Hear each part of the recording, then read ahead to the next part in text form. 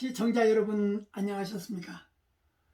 주님과 함께 5분 묵상의 시간을 갖겠습니다. 오늘은 욥기 38장 말씀을 묵상합니다.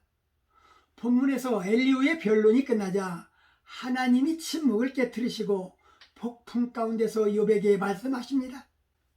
욥기서의 35장이 지나는 동안 하나님은 한마디 말씀도 하지 않으시다가 이제 하나님께서는 욥이 그토록 창조주 하나님에게 줄기차게 요청했던 것들을 주시기 위해서 침묵을 깨시고 가장 중요한 말씀을 하십니다.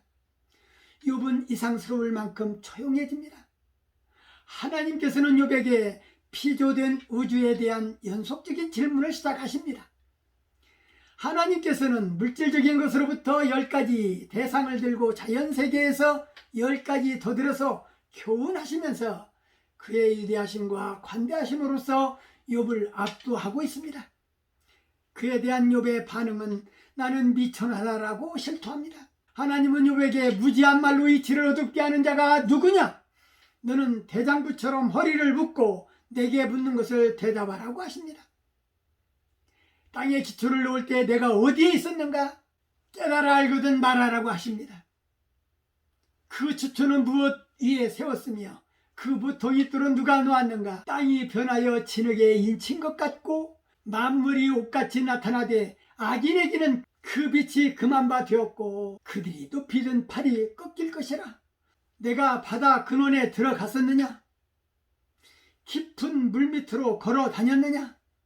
사망의 문에 내가 나타났었느냐? 사망의 그늘진 문을 내가 보았느냐? 땅의 넓이를 내가 측량하였느냐? 다 알거든 말할지니라. 광명의 천은 어느 길이며 흑암의 천은 어디냐? 내가 눈과 우박 창고를 보았느냐? 누가 폭풍우를 위하여 길을 내었으며 우리의 번갯길을 되었느냐? 비가 있었느냐? 이슬방울이 누가 낳았느냐? 얼음은 뒤태서 났느냐? 공중의 선의는 누가 낳았느냐? 가슴속의 지혜는 누가 준 것이며 마음속의 총명은 누가 준 것이냐? 내가 암사자를 위하여 식물을 사냥하겠느냐? 젊은 사자의 식량을 채우겠느냐? 하나님은 신비한 자연현상을 열거하심으로써 만물을 창조하시고 섭리하시는 위대한 주권과 지혜를 말씀하셨을 따름입니다. 오랫동안 우리는 날씨에 영향을 미치는 요소들이 어떻게 작동하는지 연구해 왔지만 아직도 날씨를 통제할 수는 없는 것입니다. 자연현상을 관찰할 수는 있지만 우리들 뜻대로 조정할 수는 없다라는 것입니다. 하나님께서 마침내 욥에게 말씀하셨을 때 그것은 욥에게 고통의 이유를 설명하기 위한 것이 아니었습니다. 단지 하나님이 어떤 분이신지 창조자와 피조물 사이에 존재하는 격차가 어떤 것인지를 알려주시기 위해서였습니다. 하나님이 무슨 일을 왜 어떻게 하시는지 알려고 하지 말고 우리는 창조주가 하시는 일을 이해할 수 없으므로 다만 나타난 일을 통해 그분께 대한 경외심을 가져야 할 것입니다. 그리고 그분께 의존하는 것입니다. 그것이 우리가 해야 할 일입니다. 하나님은 계속해서 욥에게 이 모든 신비한 일들을 알 수 있는 지혜가 있느냐고 질문하셨습니다. 욥에게 닥친 고난에 대해서 인간의 단순한 지혜로 단정 지을 수는 없음을 강조하신 질문입니다. 오늘 말씀을 묵상하면서 오늘날 많은 과학자들이 아주 오래전 창조의 때에 무슨 일이 있었는지 알고 있는 것처럼 말합니다. 진화론이 그 대표적인 경우입니다. 하지만 하나님은 욥에게 이렇게 질문하셨습니다. 땅에 기초를 놓을 때 내가 어디에 있었느냐고.